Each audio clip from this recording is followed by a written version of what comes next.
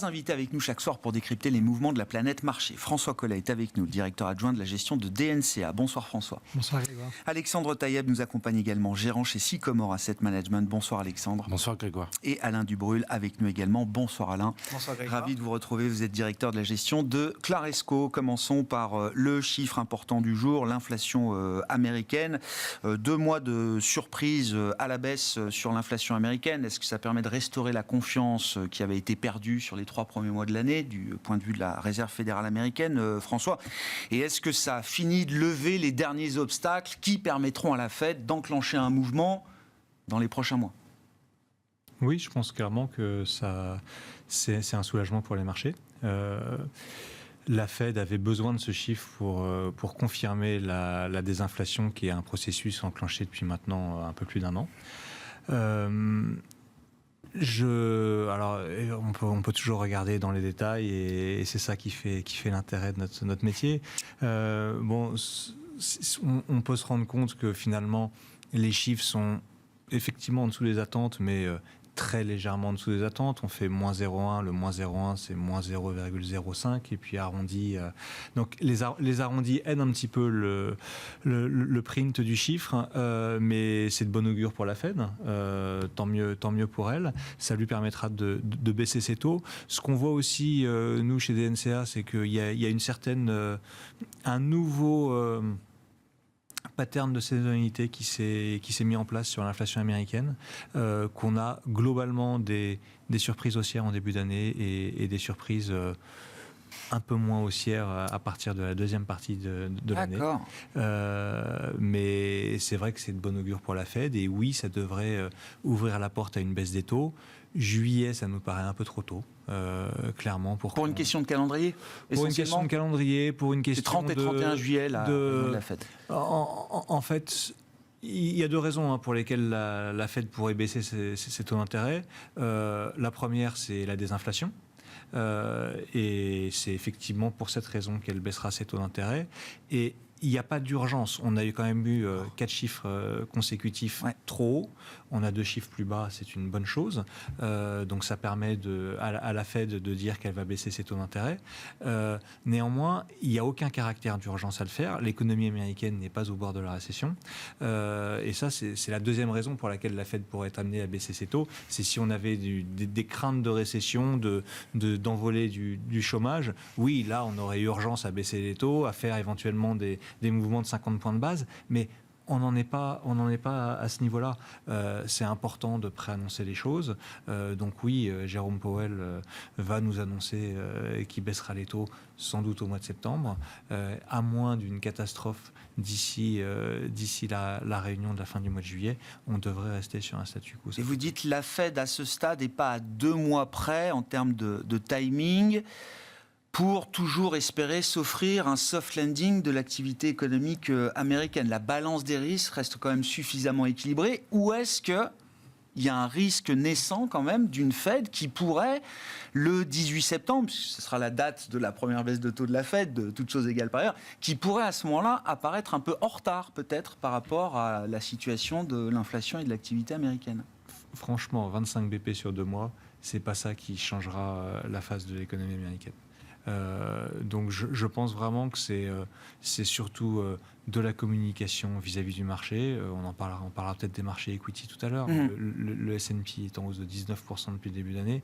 Est-ce qu'ils ont vraiment envie de donner un coup de boost à ce niveau-là? Je suis pas certain non plus. Donc je pense qu'ils réussissent à maîtriser parfaitement leur communication, ils réussissent à achever un soft landing.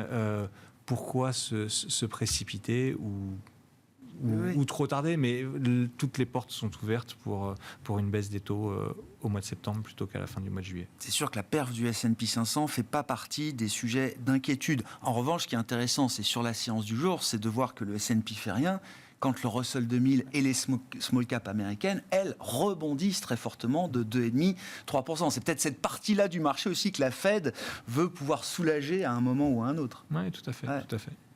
Bon, Alexandre, sur cette idée de baisse de taux de la Réserve fédérale américaine, enfin, c'était devenu presque l'arlésienne, mais là, ça semble quand même se confirmer. Est-ce que la Fed est encore dans le bon tempo et si désormais le marché peut assumer l'idée sérieuse d'une baisse de taux et de quelques baisses de taux à venir, qu'est-ce que ça change dans la dynamique du marché américain ? Alors oui, ça se profile bien, je ne vais pas répéter ce qu'il a dit, je suis totalement d'accord avec ça. Ce sera plutôt pour septembre, effectivement, juillet semble un peu tôt et ça permettra à Jérôme Powell d'avoir le temps de la confirmation. Donc, ce qui est intéressant, c'est de regarder toujours, même sur un mois, à l'intérieur des composants de l'inflation, ce qui baisse. Et on a enfin le résultat de la moins bonne macro, ou une macro moins en surchauffe, avec un ISM des services qui est repassé en contraction. Et là, on voit que sur l'inflation des services, ça commence à caler un petit peu. On parlait en préambule de Delta Airlines, on voit des baisses de prix au niveau des compagnies aériennes. C'est une petite composante, mais ça joue. Au niveau de l'immobilier, donc ce qu'on appelle le shelter, l'immobilier au global, on n'a pas de variation négative, mais on a une croissance beaucoup moins forte. Une moindre hausse des prix dans ce domaine-là. On est à plus 0,10 sur le mois sur le côté immobilier, ce qui est la plus grosse composante de l'inflation. Et en plus, sur l'inflation nominale, on a un effet de base assez sympa sur l'énergie qui baisse encore de quelques points de pourcentage. Donc oui, ça lui laisse le temps. Ce qui est intéressant, c'est ce que vous avez dit juste à la fin de votre intervention, c'est comment le marché réagit. Ah bah ouais, aujourd'hui c'est intéressant. Ouais. Donc là, on a une course au Russell. Nasdaq -1 et le Russell fait +2, +3. Quoi. Exactement. Et donc on a une course à ce qui est en retard. Donc il y a le Russell. Dans le Nasdaq, il y a quand même des choses qui montent. C'est tout ce qui est non-profitable tech, donc la tech non profitable. On a les noms qui sont les plus shortés, qui montent le plus aujourd'hui. Donc on a une espèce de peur de rater le mouvement ou le changement de leadership qui a été assez brutal, je trouve. Donc on verra si ça se poursuit. Mais en termes de marché, comment le marché va réagir, je pense que globalement c'est positif. C'est-à-dire que les prochaines étapes, ça va être effectivement un Jérôme Powell fin juillet qui est un peu plus dovish. Probablement au niveau de Jackson Hole qui est encore un peu plus dovish. Et puis septembre, la première baisse de taux qui amènera peut-être un petit cycle de baisse de taux de 25 points de base à chaque réunion. Mais est-ce que paradoxalement, ça veut dire que quelques baisses de taux de la Fed ne soutiendront pas autant le Nasdaq que le Russell 2000, par exemple? Ça ne soutiendra pas autant le Nasdaq. On a beaucoup parlé de ces valeurs de croissance qui souffraient pendant la phase de hausse forcenée des taux directeurs. Bon, elles ont rebondi évidemment très fortement, il n'y a pas de sujet là-dessus, mais en termes de valorisation, normalement, on se dit que ces valeurs-là sont aidées par des baisses de taux. Normalement, oui, mais il y a quelque chose qui a quand même fortement changé, c'est que donc vous avez une concentration de la capitalisation de l'indice Nasdaq sur les 7 magnifiques, voire sur les GAFA, qui font un peu office. On le voit d'ailleurs, c'est quand il y a une mauvaise nouvelle que ces valeurs-là marchent le mieux, donc ils font presque office de valeur refuge. Mais bien sûr. Donc si vous avez un marché qui redevient positif, c'est pas là-dessus qu'il ira en priorité. Il ira sur d'autres composantes du Nasdaq, mais pas sur celle-là. C'est un arbitrage. C'est le concours. Enfin oui, c'est le concours entre ces valeurs dites refuge et le vrai risk-on qu'on voit aujourd'hui. Exactement. Sur donc si vous sortez de ces grosses capitalisations, vous tirez un peu l'indice vers le bas. Bon, qu'est-ce que ça vous inspire ? L'idée ou la confirmation de l'idée que la Fed sera sans doute en position de baisser ses taux en septembre. Ça fait un moment qu'on l'attend, Alain. Je dirais, je pense que tout le monde l'attend à l'automne. Après, il y a eu tellement de chiffres ces derniers mois qui venaient contredire cette idée que là, c'est vrai que l'inflation, le marché réagit énormément sur 0,1 point au-dessus, 0,1 point en dessous, quelque part, quand on y réfléchit. C'est quand même incroyable, mais c'est juste une traduction des espérances. C'est que là, a priori, le consensus est que ça baisse à l'automne, mais là, entre ce qu'a dit Powell il y a 2 jours et ça, visiblement, on peut dire que ça commence à être bon. Et puis les résultats des entreprises, en Europe, je ne suis pas persuadé qu'ils vont être extraordinaires, et peut-être qu'aux États-Unis, ça a commencé à plafonner un petit peu aussi. Donc tout ça contribue finalement à... Ralentissement de l'économie américaine, ralentissement de l'inflation américaine, ça peut se retrouver quand même dans des résultats d'entreprise ou des chiffres d'activité un peu moins bons. Un peu moins extraordinaires, mais si ça reste un peu moins bon, mais sans plus, ça ne viendra que conforter cette idée. Parce que ce qui pourrait venir contredire la possible baisse des taux, c'est que si les boîtes continuent à avoir des résultats extraordinaires, on va se dire, oh là là, ça ne va pas, elles vont continuer à investir, elles vont continuer à embaucher. Alors que là, tout va un peu dans le même sens d'un tassement, on va dire, qui, tant qu'il est modeste, est plutôt bien vu par les marchés parce qu'il ouvre la voie à une baisse des taux. C'est pas un revirement. On n'est pas dans l'idée d'un renversement de l'économie américaine. Les bears pourraient être tentés de dire que ça fait tellement longtemps qu'on a des taux élevés qu'un jour ça va coûter cher, mais en fait la dynamique est quand même très bonne. Il y a des vrais, il y a l'IA, enfin la tech a monté, mais aussi parce qu'il se passe des choses dans la tech. Oui, Voilà. bien sûr. Donc je dirais qu'à ce stade, les nouvelles marginalement négatives pour l'activité sont en fait très bonnes pour les marchés parce que ça ouvre la voie à une baisse des taux qui n'a, rappelons-le, même pas commencé. Alors effectivement, après, sur le mix des sociétés, c'est vrai que tout le monde le dit, mais la hausse du marché, le S&P à plus 15, en fait, le Russell, il est à 0 encore depuis le début de l'année. Et si on enlève un nombre assez limité de grosses capis, en réalité, il ne s'est rien passé. Donc c'est vrai que, bon, oublions les grosses capis, mais toutes les autres, c'est sûr que pour si les taux baissent, elles ont largement de quoi rattraper. Et on pourrait avoir ce qu'on vient d'avoir depuis le début de cet après-midi, c'est un peu ce qui s'est passé en novembre. Si les taux baissent, c'est qu'il n'y a pas de récession. Oui. Enfin, si les taux baissent modérément. Oui. On pourrait avoir ce qui s'est passé en novembre-décembre. C'était un gros rallye de tous les small mid, toutes les boîtes normales, voire... Et quand on parlait de tech, effectivement, la tech qui perd de l'argent, celle qui a besoin de se refinancer, c'est elle qui a beaucoup souffert. Nous, on a un fonds innovation qui est pas mal en valeur américaine, mais plutôt sur les valeurs moyennes. Et même s'il y a des dynamiques intéressantes, les valeurs moyennes qui perdent de l'argent, donc ont besoin de se refinancer. C'est elles qui ont souffert. Elles n'ont pas tellement participé au rallye de début d'année. Et on est assez convaincu que là, en revanche, dans ce genre de scénario, elles pourraient bien en profiter. Moi, je vois aussi en Europe les ASML & Co qui étaient encore très très forts depuis 15 heures. On sent un retour de vapeur. Elles baissottent légèrement et les gens vont aller chercher plutôt ce qui doit rebondir normalement. Comment on se positionne, comment on joue l'idée de la baisse de taux aux États-Unis, à commencer peut-être sur la courbe américaine, sur le marché obligataire. Qu'est-ce que ça implique pour vous, François ? Ça implique que les échéances courtes sont en train de baisser. Bon, c'est vrai que le rôle du marché est de pricer tout de suite. Donc, effectivement, les taux courts, on l'entendait tout à l'heure, les baissent de 12 points de base alors que les taux longs baissent de 10 points de base. Donc, on voit une légère repentification de la courbe. On s'attend à ce que cette repentification se poursuive. La question, c'est de savoir si ce sera par des baisses de taux plus rapides qu'anticipées ou si ce sera par quelques dérapages politiques sur le plan fiscal qui font craindre pour la soutenabilité de la dette américaine ou un peu des deux. Les deux ne sont pas incompatibles. Donc oui, nous, notre idée, c'est que on va vers une pontification de la courbe des taux américaine. On reste assez confiant sur le scénario de croissance. Oui, on est au soft landing, ça fait aucun doute. Il y a pas mal d'éléments qui nous font penser qu'on ne devrait pas aller vers un hard landing. La Fed a réussi jusqu'à présent à faire ralentir l'économie. Elle a énormément de cartouches pour venir aider l'économie si celle-ci venait à ralentir de manière plus importante. Les revenus réels sont en augmentation assez significative encore. Donc on ne voit pas de gros ralentissement. Donc sur le plan la courbe des taux d'intérêt, on est assez confiant sur cette pontification à venir. Pas énormément de risques non plus sur le marché du crédit. Et puis sur le marché action, une séance comme celle d'aujourd'hui nous fait plaisir, puisque effectivement on s'attend, et ça fait peut-être quelques temps déjà qu'on s'y attend, donc on a été sans doute un peu trop avant-gardiste là-dessus par rapport au marché, à un rattrapage des petites et des moyennes valeurs. Toute la partie du marché qui n'a rien fait. Exactement. Quand on regarde la valorisation des GAFAM ou de toute une partie de la cote du Nasdaq, on est sur des niveaux qui sont assez stratosphériques, alors qu'on a toute une partie de la cote qui reste très bon marché. Donc on va avoir un rééquilibrage. Est-ce qu'il aura lieu dans un mois, dans 6 mois, dans 1 an ou dans 3 ans? J'en sais malheureusement rien. Mais le fait est qu'en tant que gérant de portefeuille, on doit être positionné sur ce qui nous paraît bon marché et que des journées comme celle d'aujourd'hui nous font du bien. Est-ce qu'il faut imaginer, parce que on va être obligé de parler un peu de politique quand même, sur la politique américaine, si on voit une probabilité montante d'une vague Trump, et quand je dis vague Trump, c'est à la fois la Maison-Blanche, mais aussi l'ensemble du Congrès.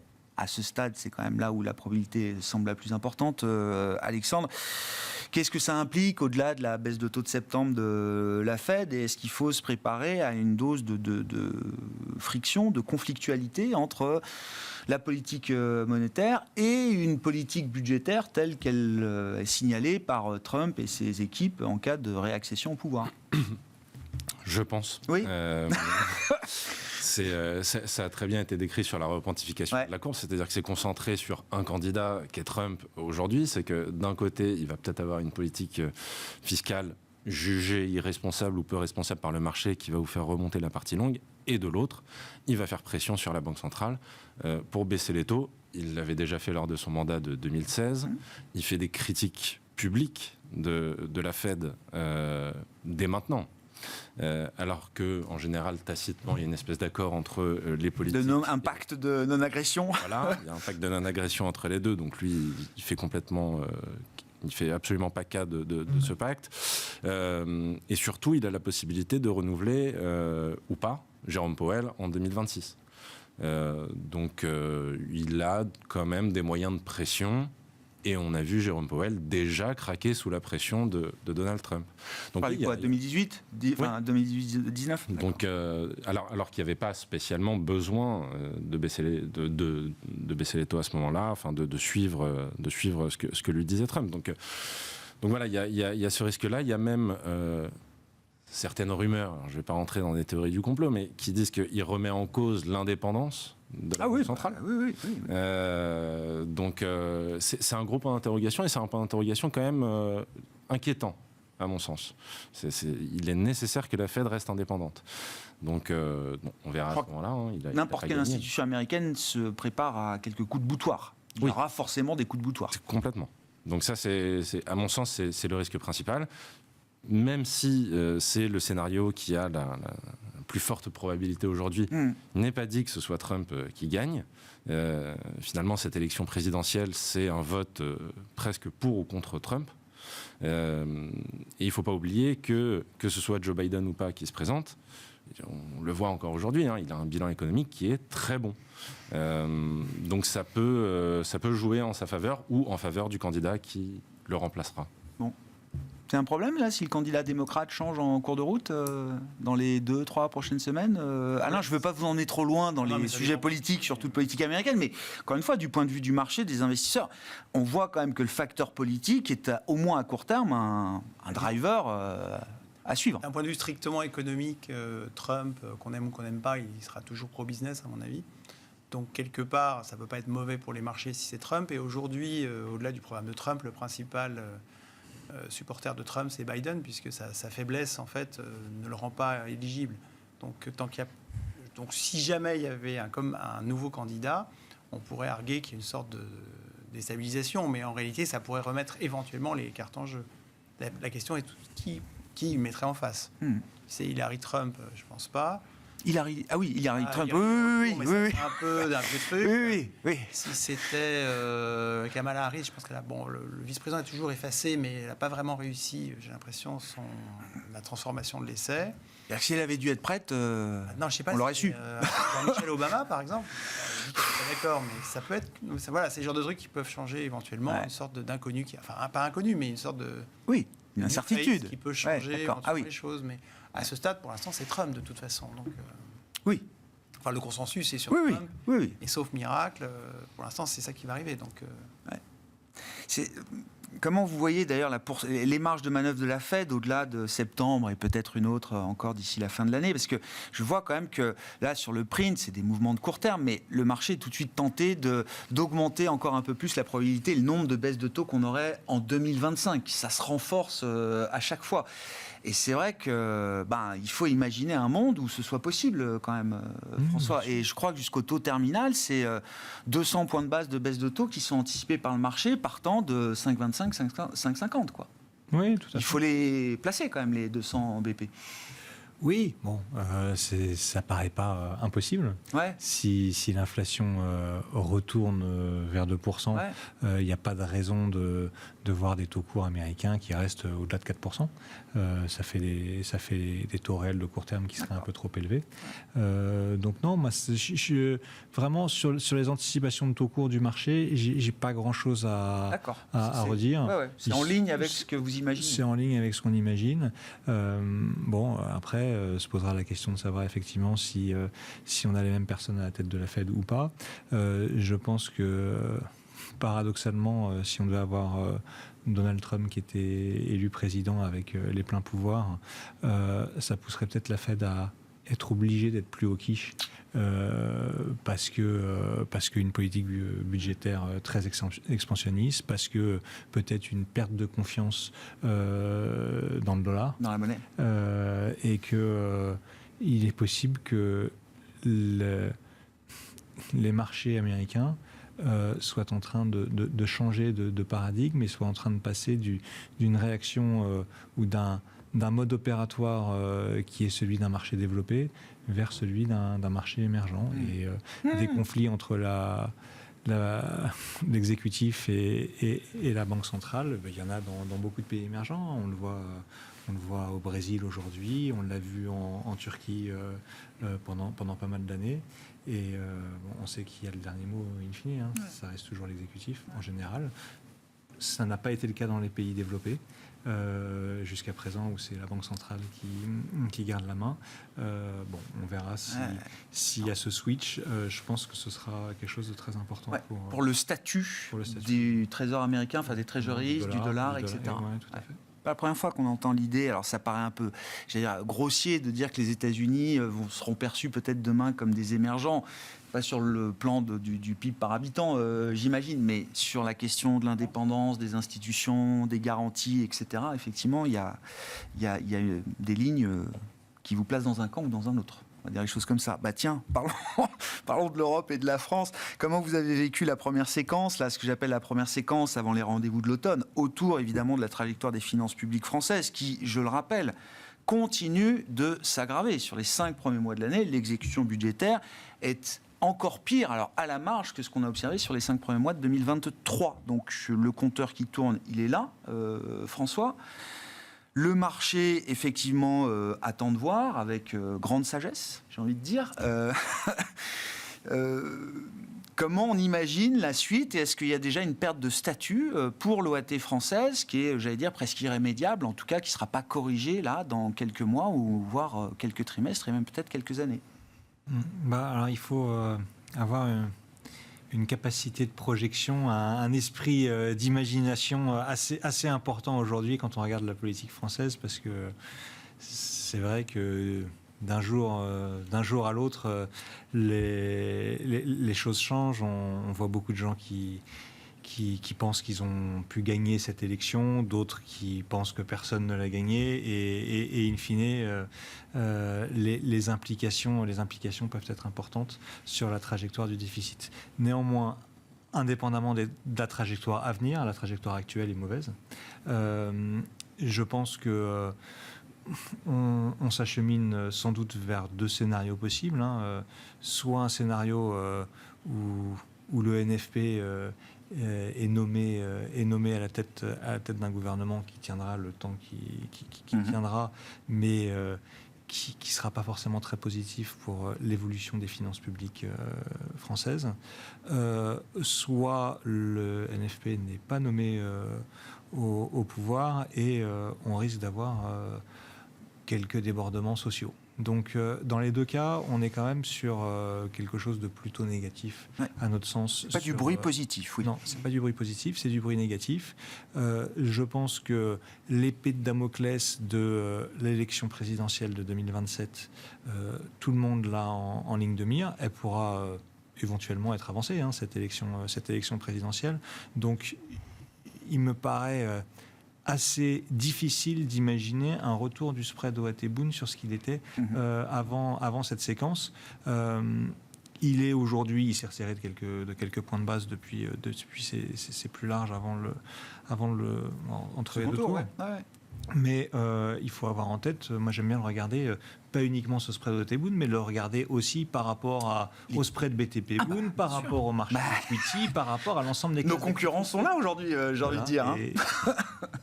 Comment préparez-vous, parce que je vais vous poser la même question, mais qu'est-ce que vous avez pris comme décision en tant que gestionnaire d'actifs, de portefeuille, sur la partie obligataire et crédit? Enfin, vous n'êtes pas obligé de détenir de l'AT, vous n'êtes pas des investisseurs contraints de ce point de vue-là, mais quand même, enfin, je veux dire, ça fait partie des actifs standards, j'allais dire, dans des allocations. Quelle décision vous avez prise là sur les 2, 3, 4 dernières semaines? Nous, on est très prudents sur le marché des OAT. C'est vrai qu'il y a potentiellement du bruit, de la volatilité à venir, et malheureusement, on n'est pas suffisamment rémunéré pour détenir ce risque aujourd'hui. Donc, on préfère rester à l'écart du marché des OAT.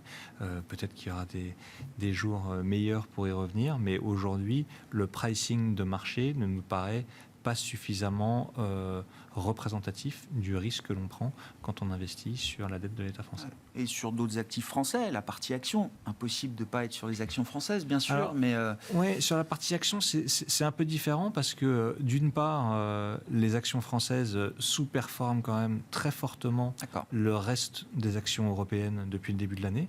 Donc là-dessus, j'ai tendance à dire que la décote s'est produite, contrairement à ce qu'on voit sur les OAT à l'intérieur du monde souverain, et ce qu'on voit sur le fixed income de manière générale, sur le marché obligataire. La dette des entreprises françaises, c'est pas détérioré. C'est vraiment la partie action qui est assez bon marché aujourd'hui et qui offre des opportunités, d'investissement, d'autant plus qu'on est sur les entreprises qui, pour la plupart, se font quand même une partie significative de leur chiffre d'affaires à l'international. Ouais. Même si parfois le code postal peut être un peu pénalisant, pour des investisseurs globaux qui ne font pas forcément dans le détail à chaque fois. Bon, quelle décision vous avez prise chez Sycomore sur cette situation française spécifique et est-ce qu'il faut imaginer, moi je me mets toujours à la place du fonds de pension japonais ou du fonds de pension du Texas, est-ce qu'on imagine une baisse structurelle de la place des actifs français dans les allocations globales ? Si on se met à la place du fonds du Texas, on peut imaginer ça, effectivement. Oui, parce que c'est quand même ça, 53% de la dette française est détenue par des non-résidents, et c'est la veuve d'Osaka et la veuve de Dallas, quoi. Surtout, il y a eu quand même une séquence où on a pu analyser les flux et voir qui vendait à quel moment. Ouais. Donc il y a eu la dissolution. Ouais. Le lundi et le mardi, c'est globalement les Français et les Européens qui sortent du marché action français. Ouais. Le mercredi, ça remonte, et le mercredi soir, il y a l'union de la gauche. Oui. C'est le jeudi que les Américains vendent. Ah oui.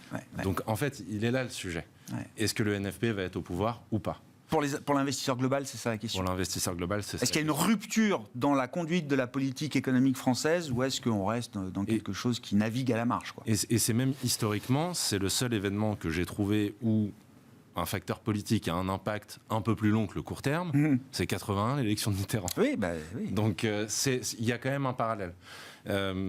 Sinon, non. C'est-à-dire que dans les scénarios qui ont été évoqués, ce que je vois, et en tout cas avec la lettre publique d'Emmanuel Macron hier, on peut se dire qu'il va arriver à peu près à faire une espèce de coalition large, une espèce de gloubi-boulga entre le PS et les Républicains, et nommer un Premier ministre comme ça en faisant une espèce de droite à la Nicolas Sarkozy, où vous pouvez avoir un ministre des Affaires étrangères de gauche, un ministre de l'Intérieur de droite, et donc ratisser large, au moins jusqu'en 2027. Ouais, la question là-dessus, c'est l'attitude de la France insoumise. Oui.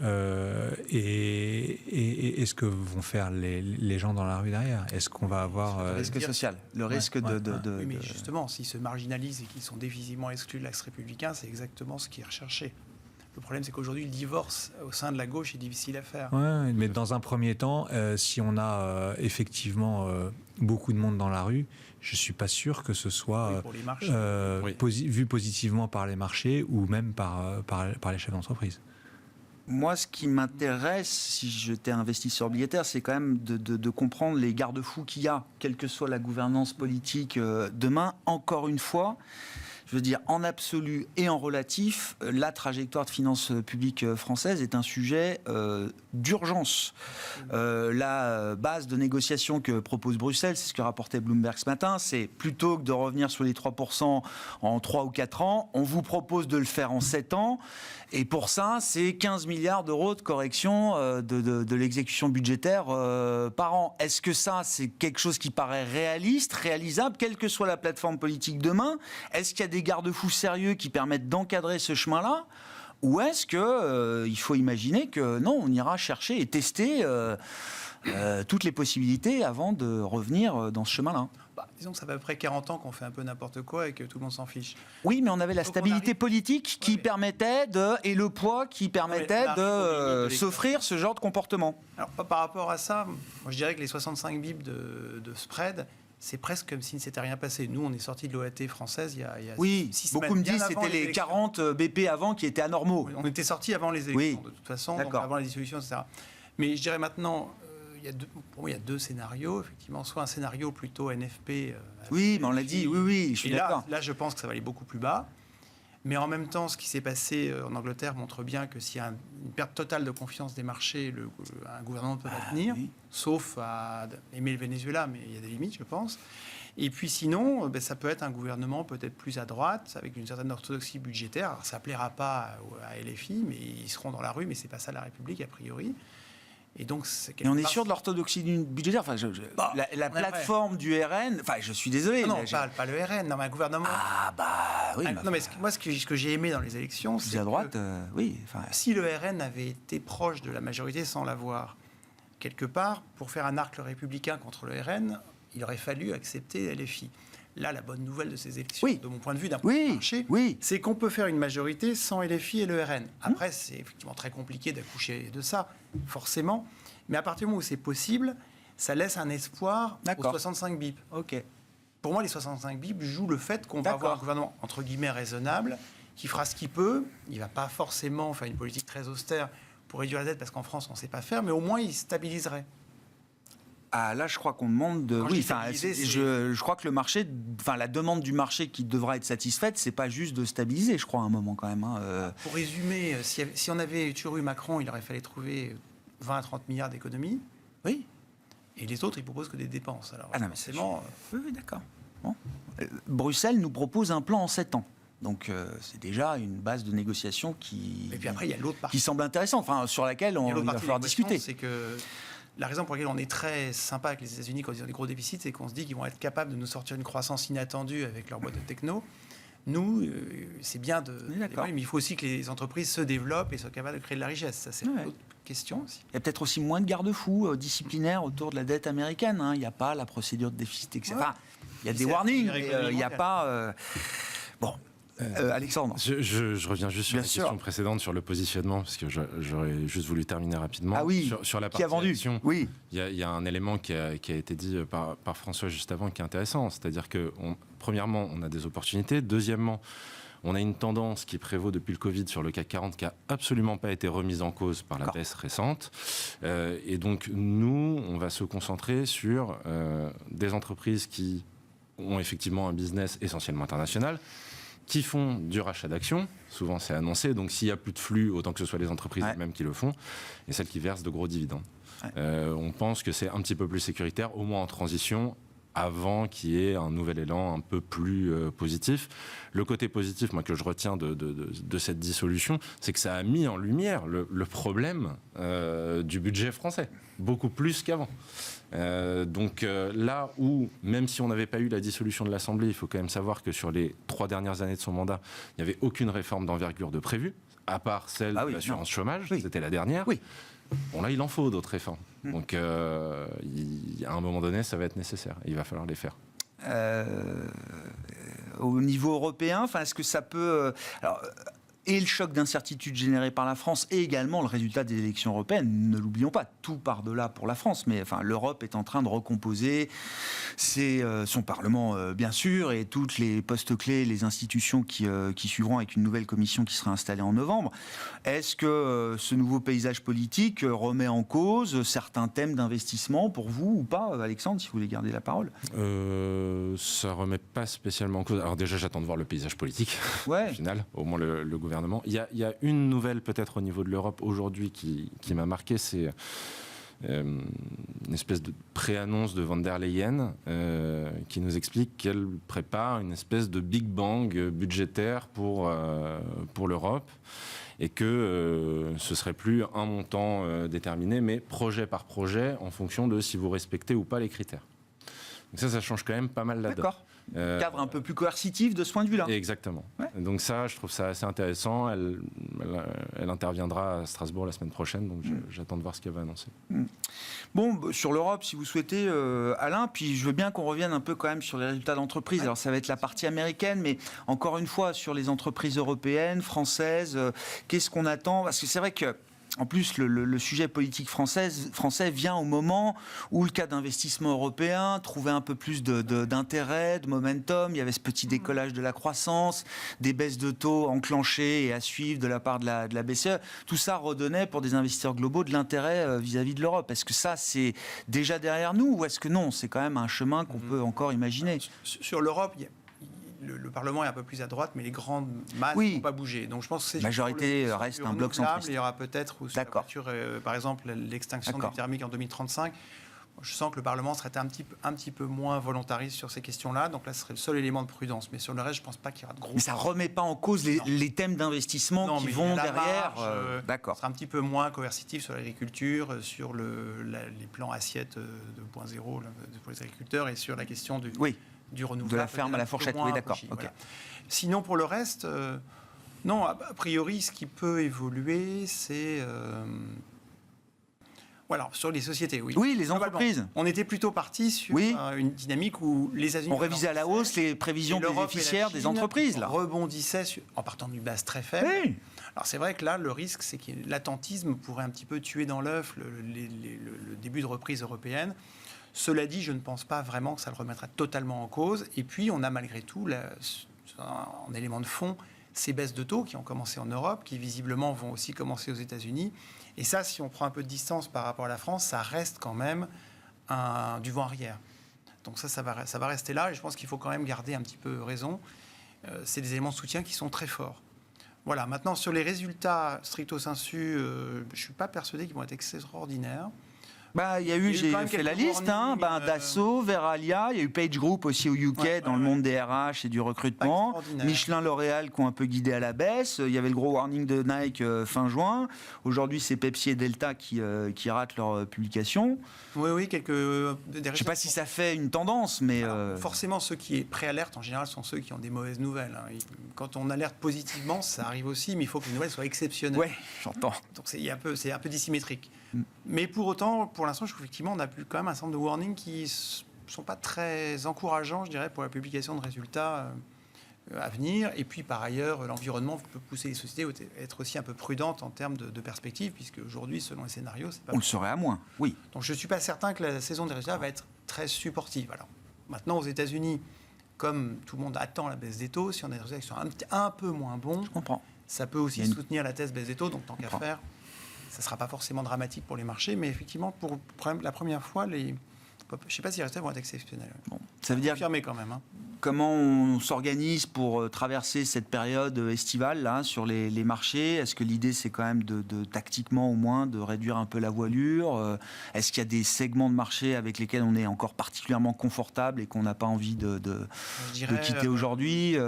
C'est un peu toujours la même chose. C'est-à-dire que tout ce qui est lié à la consommation, on sent que ce n'est pas encore évident. Tout ce qui est lié, en revanche, les grandes thématiques, type l'IA, les boîtes comme Schneider, la transition énergétique, on sent que ça continue quoi qu'il arrive. D'accord. Oui. Donc, après, non, mais c'est bien, ces tendances-là se valident malgré l'incertitude du moment, quoi. Ouais. Donc c'est plutôt les boîtes un peu cycliques qui, à mon avis, vont encore une fois être un petit peu décevantes. Mais... Bon, sur la logique d'investissement, justement, chez Sycomore Asset Management, qu'est-ce qui vous intéresse en ce moment? Ou est-ce que vous êtes encore à l'aise? Ou est-ce que vous l'êtes peut-être moins ou beaucoup moins aujourd'hui, Alexandre? Alors, bon, logiquement, si on a bien fait notre travail en allocation, on a un peu profité du début d'année. Ouais. Donc, on réduit un petit peu la voilure, on a un cash qui rémunère. Donc, on est un petit peu plus défensif. On ne peut pas se désengager totalement non plus parce qu'on profite de la tendance, notamment aux États-Unis. Je suis d'accord sur les thématiques avec ce qui vient d'être dit. Sur le renouvelable, on ne change absolument pas notre position. Sur la consommation, on fait beaucoup plus de stock picking parce que vous parliez de Nike. C'est quand même assez spécifique à Nike. C'est-à-dire que Nike vient d'une espèce de bulle du Covid où le direct-to-consumer marchait très très bien. Puis ils se font prendre des parts de marché par d'autres acteurs qui arrivent, etc. aussi. Voilà. Non, dans le même temps, fast retailing, donc Uniqlo remonte ses guidances. Visiblement, donc, voilà, la consommation, c'est très large. Il faut regarder titre par titre. Mais voilà, globalement, on reste sur nos tendances de long terme. Je pense que, comme je le disais un petit peu avant, sur les entreprises qui font du share buyback, les entreprises qui versent du dividende, et les entreprises qui ont une valorisation écrasée, regardez les banques aujourd'hui, européennes en Europe, et ou françaises pour les plus téméraires, c'est intéressant. Ouais. Pour conclure avec vous sur la logique d'investissement du moment chez vous, chez DNCA, François? Oui, effectivement, on est sur des niveaux de valorisation qui sont... Je trouve que les écarts de valo sont très importants. Au sein de la côte américaine, on est sur quasiment 19% depuis le début de l'année sur le S&P. Ouais, c'est ça. Est-ce qu'on finirait à 38? J'en doute. C'est pas impossible, hein. Je ne mettrai pas ma main à couper le feu du contraire, mais j'en doute. Donc oui, un peu plus de prudence, je pense, ça me paraît important. Il y a des choses à faire sur les equities européennes, sur une partie de la cote. Effectivement, les banques françaises nous semblent assez décotées. C'est vrai que cette prime de risque qui pourrait se matérialiser due à un gouvernement qui aurait les mains libres pour venir taper sur les banquiers, j'y crois dans les faits assez peu. Est-ce que, par contre, on aura un gouvernement qui fera de l'orthodoxie budgétaire? J'y crois assez peu également aussi. Ouais. Donc, plutôt plus de prudence sur la dette française que sur la partie action. J'ai bien compris ça. Ouais. Et voilà un petit peu le message qu'on cherche à avoir aujourd'hui. Merci beaucoup, messieurs, d'avoir été les invités de Planète Marché ce soir. François Collet, DNCA, Alain Dubrul, Claresco et Alexandre Taïeb, Sycomore Asset Management.